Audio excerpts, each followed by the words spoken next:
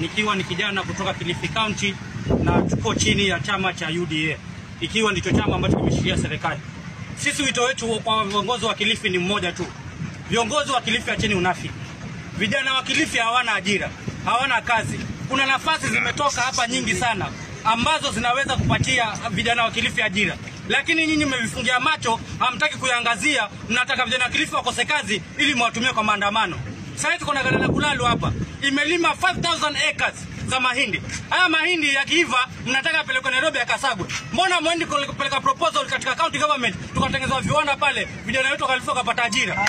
Ukija hapa Alaska tumeona tuko na uwanja mkubwa sana ambao tumedemand for so many years. Tunataka stadium. Lakini mpaka leo imekuwa ni siasa patapotea, kwa sababu najua the moment mkileta stadium hapa vijana wenye talanta watapata ajira na watakuwa mwezi kutumia kwa maandamano. We want to ask you, be genuine with what you are demanding.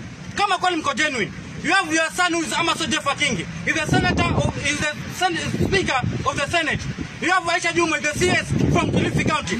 Write your proposal which you are asking the government what exactly can help to bring the economy stable. Wapelekeni alafu muone kama ile jambo litafanya kazi. Lakini kwa sababu nyinyi mko genuine, mnatumia sasa potofu, mnapata vijana wachache 500 waharibu wanaleta maandamano Kilifi ili mharibie watu Madina na nyinyi mpate ticket 2027. We are watching you. If you are joining, do the same thing which you can help the people of Kilifi and the youth of Kilifi to get employment so that you can take Kilifi County forward. Sasa watalii wanashuka, mnaleta maandamano ili wale watalii waende sehemu zingine kwa sababu Kilifi hakuna usalama. Alafu mtuambia kama mnataka watu wa Kilifi wapate ajira. Tutapata ajira wapi kama utalii mnaomaliza? Be genuine so that the people of Kilifi and the youth of Kilifi can get employment and help themselves to grow to prosperity. Asanteni sana.